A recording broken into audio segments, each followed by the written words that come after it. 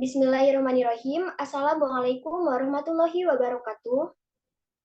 Waalaikumsalam warahmatullahi wabarakatuh. Alhamdulillahirabbil alamin wa bihi nasta'inu ala umuri dunya waddin. Wassalatu wassalamu ala asrofil wal mursalin wa ala alihi wa sahbihi ajmain. Amma ba'du. Pertama-tama, marilah kita panjatkan puji beserta syukur kehadirat Allah Subhanahu wa taala yang mana atas berkat dan rahmatnya lah kita dapat berkumpul walaupun dengan tatap maya seperti ini.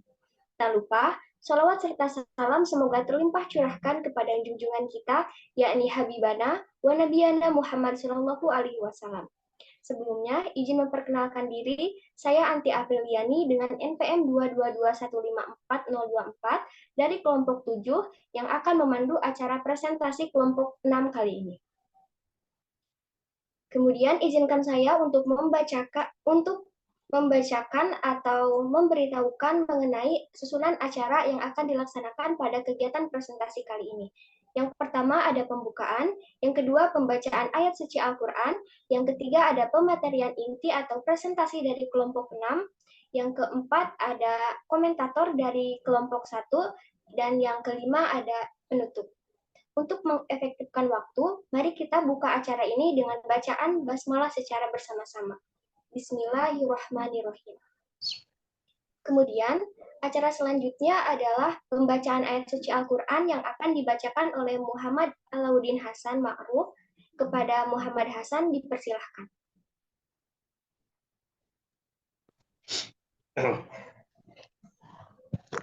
Assalamualaikum warahmatullahi wabarakatuh. Waalaikumsalam warahmatullahi wabarakatuh.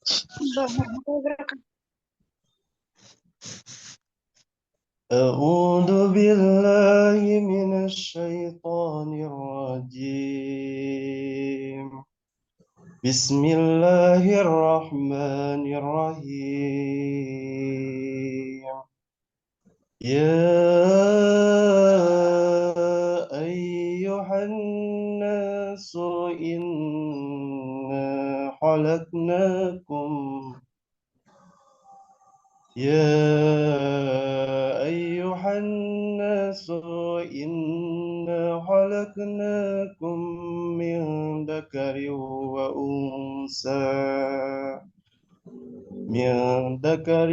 وأنثى وجعلناكم شعوبا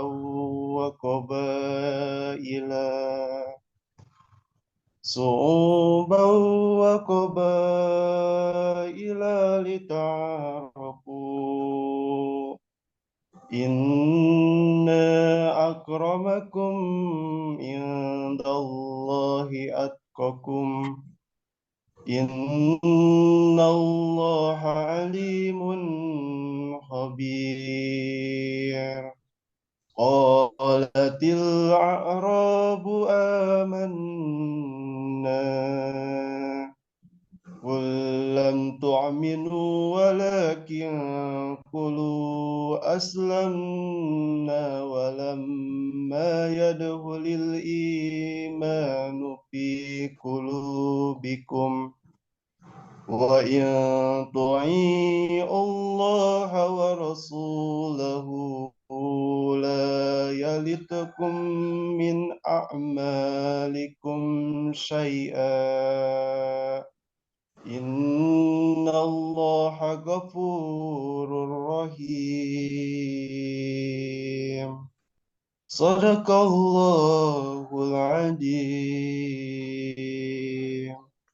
Assalamualaikum warahmatullahi wabarakatuh.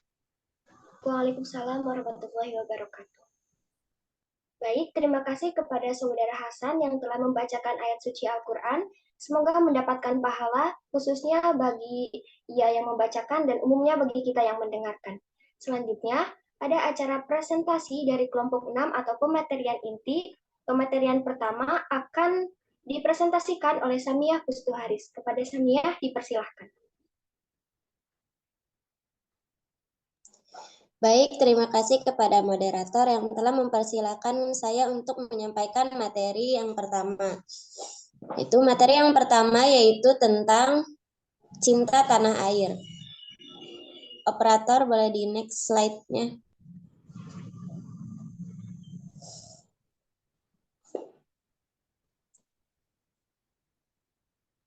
Sebentar.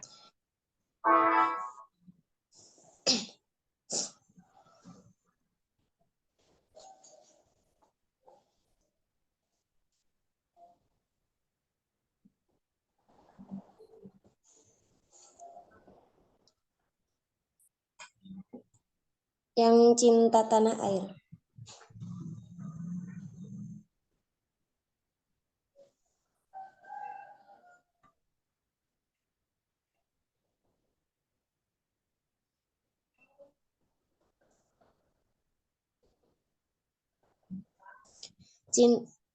Cinta tanah air. Nah, sebagai warga negara, baik yang beragama Islam, Kristen, Buddha, Hindu, maupun yang lainnya itu kita harus memiliki rasa cinta tanah air. Di mana rasa cinta tanah air ini dapat kita wujudkan dalam bentuk yang pertama yaitu menjaga lingkungan, yang kedua yaitu mencintai produk dalam negeri, dan yang terakhir yaitu mengenal wilayah-wilayah beserta budaya yang ada di negara ini. Nah, cinta tanah air ini tidak bertentangan dengan agama Islam. Bahkan Nabi Muhammad pun mempraktikannya dalam kehidupan sehari-hari. Nah, cinta tanah air ini juga kita harus praktikkan, karena cinta tanah air ini bukan hanya syariat dalam Nabi Muhammad saja, namun cinta tanah air ini telah dipraktikkan oleh nabi-nabi terdahulu. Bahkan Nabi Muhammad juga mengatakan bahwa orang yang meninggal dalam keadaan ia mempertahankan keluarganya, mempertahankan harta dan negaranya, itu termasuk ke dalam orang yang wafat dalam keadaan syahid. Nah, adapun hadis riwayat yang berkaitan dengan cinta tanah air ini, yaitu hadis riwayat yang diriwayatkan oleh Imam Tirmizi, yang berarti Rasulullah SAW bersabda kepada kota Mekah, sungguh dirimu kota Mekah negeri yang amat indah dan paling aku cintai. Jikalau masyarakat Mekah tidak mengutusku, niscaya aku tidak akan tinggal di tempat lain selain dirimu, kota Mekah. Hadis riwayat Tirmizi nomor 3926. Next.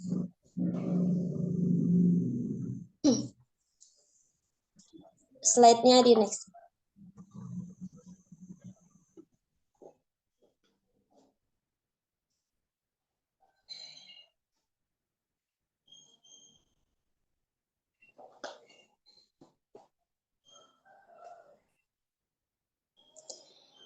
Jiwa nasionalisme. Nah, jiwa nasionalisme ini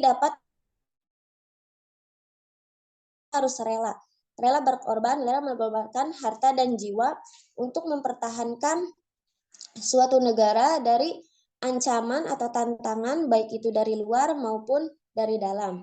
Yang kedua yaitu persatuan dan kesatuan. Nah, persatuan dan kesatuan. Indonesia merupakan negara dengan beragam budaya, suku, dan agama. Oleh karena itu, kita harus menumbuhkan sikap persatuan dan kesatuan agar pemikiran masyarakat itu sejalan dan tidak bertentangan. Yang ketiga yaitu menghargai. Nah, karena di Indonesia ini berbagai macam suku, budaya, dan agama, jadi kita itu harus menghargai budaya budaya wilayah lain atau suku lain, dan juga kita harus menghargai agama yang dipercayai oleh orang lain agar terjalinnya hubungan yang harmonis dalam bermasyarakat. Yang keempat yaitu kerjasama. Nah, dalam melakukan suatu aktivitas yang berkaitan dengan aktivitas yang universal, kita harus bekerja sama dalam melakukannya, seperti bekerja sama gotong royong dalam menjaga lingkungan agar selalu bersih dan tidak tercemar. Dan yang terakhir yaitu rasa bangga menjadi orang Indonesia. Nah, kita harus bangga menjadi orang Indonesia karena Indonesia ini memiliki beragam suku, budaya, agama, bahkan flora dan faunanya pun beragam. Kita harus bangga karena bangsa Indonesia ini memiliki sesuatu yang tidak bisa dimiliki oleh bangsa lain. Terima kasih, saya kembalikan kepada moderator.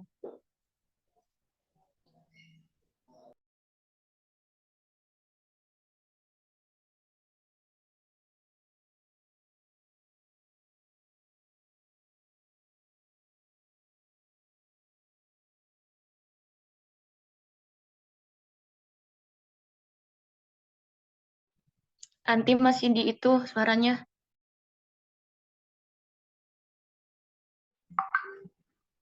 Baik, terima kasih kepada Samiah yang telah menyampaikan materinya. Untuk materi selanjutnya, dipersilahkan kepada Najmi. Baik, terima kasih kepada moderator yang telah memberi kesempatan kepada saya untuk menyampaikan materi. Bisa di next, moderator.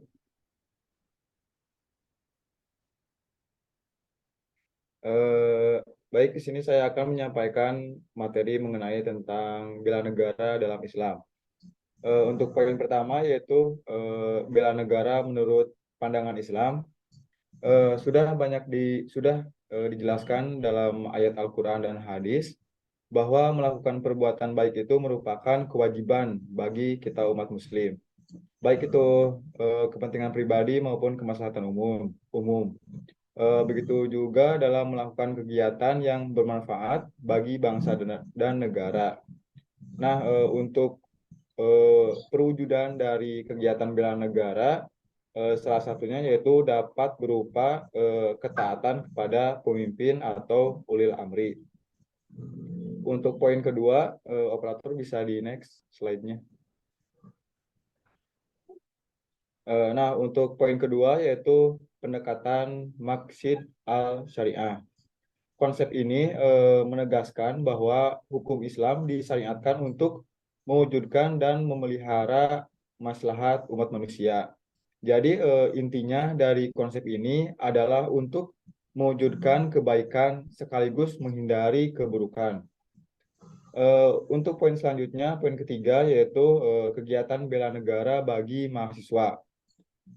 Jadi kegiatan bela negara dapat kita mulai dari diri sendiri, keluarga, kampus, dan juga bangsa. Kegiatan bela negara bagi mahasiswa diperlukan untuk pembinaan karakter, penguatan revolusi mental, dan mempersiapkan mahasiswa dalam menghadapi ancaman. Nah, untuk contoh kegiatan yang dapat dilakukan oleh mahasiswa itu sendiri, yaitu dapat ikut serta dalam tolong-menolong korban bencana, bisa juga belajar dengan rajin dan tekun, dan juga membina diri menjadi lebih baik. Mungkin itu saja materi yang dapat saya sampaikan. Saya kembalikan kepada moderator.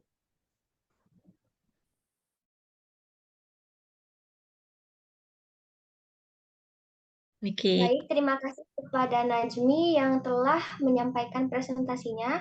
Kemudian presentasi yang ketiga akan disampaikan oleh Tia Ariska. Kepada Tia, dipersilahkan. Baik, saya ucapkan terima kasih kepada moderator yang telah mempersiapkan saya untuk menyampaikan materi yang berikutnya. Materi yang akan saya bawakan yaitu mengenai relasi nilai-nilai keislaman dan kebangsaan. Nah, keislaman dan kebangsaan merupakan dua wawasan utama yang harus ada dalam setiap organisasi kemasyarakatan Islam di Indonesia atau Ormas. Karena wawasan keislaman itu sangat penting dan merupakan landasan pokok yang selanjutnya akan menjadi sumber sekaligus spirit dalam menjalankan dan mengembangkan organisasi dakwah. Wawasan kebangsaan juga dipegang oleh seluruh masyarakat yang bersumber pada bahwa Indonesia bukan negara sekular, juga bukan negara agama, melainkan negara religius. Agama tidak semestinya tampil secara formal dalam mengurus persoalan negara, namun semestinya Islam diimplementasikan sebagai sebuah etika sosial yang berarti Islam berfungsi sebagai komplementer dalam kehidupan bernegara. Jadi relevansi antara Islam dan kebangsaan ini menuai perdebatan yang tidak ada habisnya sejak dahulu sebelum Indonesia merdeka. Jadi Gus Dur memuat 3 macam dalam menanggapi relevansi Islam ini ke dalam 3 respon. Yang pertama ada respon integratif, yang kedua ada respon fakultatif, dan yang ketiga ada respon konfrontatif. Respon integratif diartikan sebagai Islam yang sama sekali tidak menghilangkan kedudukan formalnya dan umat Islam tidak menghubungkan ajaran Islam dengan urusan agamanya.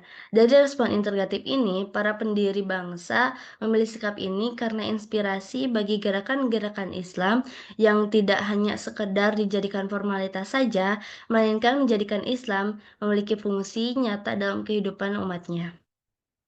Dan kebangsaan keislaman ini merupakan dua tata nilai yang membentuk dan membangun manusia Nusantara. Maka warga Indonesia yang utuh bukan hanya memiliki persepsi kebangsaan yang kuat, tetapi tidak memiliki nilai agama, juga bukan manusia yang memiliki pemahaman terhadap agama yang kuat, tetapi tidak mau tahu tentang keadaan bangsanya sendiri. Seorang warga Indonesia yang kuat adalah mereka yang mencintai agamanya dengan tulus dan berikhtiar dan berkomitmen dalam membangun bangsanya dengan sepenuh hati. Wawasan keislaman tanpa disertai dengan wawasan kebangsaan dapat berdampak pada melemahnya sikap nasionalisme. Tanpa wawasan kebangsaan yang kokoh, organisasi dapat terjebak dalam sikap fanatik berlebihan, yang pada akhirnya akan berdampak pada sikap intoleran pada organisasi dan bahkan keyakinan lain yang tidak sama. Mungkin cukup sekian yang dapat saya sampaikan. Saya kembalikan kepada moderator. Terima kasih kepada Tia Ariska yang telah menyampaikan pematerian ketiga. Selanjutnya, mengenai analisis jurnal akan dibahas oleh Endah Warohmah. Kepada Endah, dipersilakan. Terima kasih kepada moderator yang telah memberikan saya waktu untuk memaparkan materi terakhir mengenai analisis jurnal. Kepada operator, mungkin bisa di next. Nah, salah satu ulama terkenal di Tasikmalaya yang sangat berperan untuk keberlangsungan kemerdekaan negara Indonesia adalah Kiai Haji Jainal Mustopa. Pada jurnal ini, saya menemukan 2 poin penting yang dapat kita resapi dan aktualisasikan pada kehidupan sehari-hari. Di next.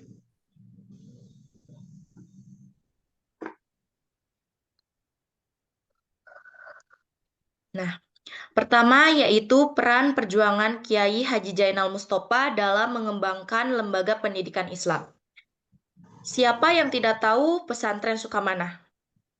Pesantren yang digunakan oleh Kiai Haji Jainal Mustopa sebagai basis perjuangan melawan penjajahan juga tempat tumbuhnya pengkajian keilmuan Islam. Tentu saja, keberadaan pesantren Sukamanah merupakan bentuk aktualisasi dalam membebaskan rakyat Indonesia dari perbudakan, kemiskinan, kemelaratan, dan mencerdaskan kehidupan bangsa melalui bidang pendidikan dan pengajaran. Jika dahulu perjuangan Kiai Haji Jainal Mustopa dengan mengangkat senjata, maka saat ini perjuangan untuk membebaskan rakyat Indonesia dari perbudakan, kemiskinan, kemelaratan, penjajahan sistem, dan mencerdaskan kehidupan bangsa, yaitu melalui pendidikan Islam yang beliau tinggalkan, yakni Pondok Pesantren Sukamanah. Dan yang kedua yaitu aktualisasi nilai-nilai perjuangan Kiai Haji Jainal Mustopa dalam mencerdaskan kehidupan bangsa. Kiai Haji Jainal Mustopa mampu menanamkan sebuah nilai-nilai luhur terhadap santri dan masyarakat. Dari dulu, nilai-nilai yang selalu dicontohkan oleh Kiai Haji Jainal Mustopa, yakni generasi muda Islam itu jangan pernah menunjukkan sikap keprihatinan, tetapi harus menunjukkan sikap keberanian dan memiliki pandangan yang jauh ke depan. Di mana maksud dari pandangan jauh ke depan itu sendiri merupakan kita harus mampu memikirkan bagaimana nasib Indonesia ke depannya. Dikarenakan pada tangan kitalah para generasi muda yang memegang kunci nasib Indonesia ke depannya. Adapun dalam konteks kebangsaan, Kiai Haji Jainal Mustopa mengajarkan untuk mencintai tanah air, tetapi mencintai tanah air dalam arti otentik yang tidak diwarnai dengan sikap ashobiyah. Ashobiyah sendiri merupakan suatu sikap pengingkaran terhadap kebenaran dan membela atau membabi buta kebatilan atau kezoliman hanya karena persamaan golongan atau kelompok, paham atau aliran, atau bahkan hanya sebuah kepentingan. Dalam Islam, ashobiyah sangat dilarang karena berbahaya bagi kehidupan sosial yang harmonis, merusak ukhuwah, dan bahkan bisa sampai mendorong pada pertumpahan darah. Karena mencintai tanah air merupakan sikap fitrah dalam diri manusia. Mungkin sekian materi yang dapat saya sampaikan. Saya kembalikan lagi kepada moderator. Baik, terima kasih kepada kelompok 6 yang telah menyampaikan keseluruhan materinya. Kemudian acara selanjutnya ada komentar dari kelompok 1. Kepada perwakilan dari kelompok 1, apakah sudah ada di room Zoom? Sudah ada. Baik, kepada kelompok 1 dipersilahkan. Baik, terima kasih atas kesempatannya. Izin memperkenalkan diri, nama saya Saskia Fadila Nurrahman dengan NPM 222154004. Di sini saya selaku komentator jalannya presentasi kelompok 6. Sebelumnya, mohon maaf off kamera karena jaringannya sedang tidak stabil. Dari segi PPT, ini sangat menarik dan bagus. Kemudian tidak full text. Dalam penyampaian juga tidak terlalu terpaku pada teks atau buku. Kemudian penyampaiannya juga sederhana, tapi intinya itu kena, rinci, jelas, dan mudah dipahami. Kemudian dalam cakupan materinya itu juga luas dan tidak terpaku pada sumber buku saja, sehingga menambah wawasan atau ilmu baru kepada audiens. Mungkin sekian yang dapat saya sampaikan, saya kembalikan lagi kepada moderator.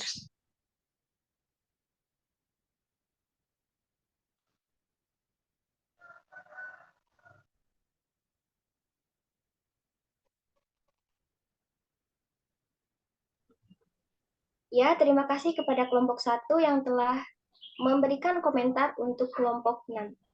Kemudian di sini saya akan menyimpulkan kesimpulan dari pembahasan kelompok 6 tadi, yang mana kesimpulannya adalah mencintai tanah air merupakan masalah fitrah dari Islam adalah agama fitrah, di mana setiap warga negara Indonesia yang beragama Islam harus mencintai tanah air sebagai ruang hidup untuk menjalankan kehidupannya yang selalu mendapat ancaman baik dari dalam maupun luar.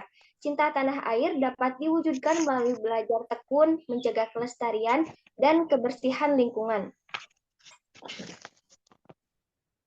Mungkin itu saja kesimpulan yang dapat saya sampaikan. Terima kasih kepada semua peserta presentasi, peserta komentator, dan penyelenggara presentasi. Saya Anti Apriliani sebagai moderator pamit undur diri. Wassalamualaikum warahmatullahi wabarakatuh. Waalaikumsalam warahmatullahi Waalaikumsalam wabarakatuh. warahmatullahi wabarakatuh.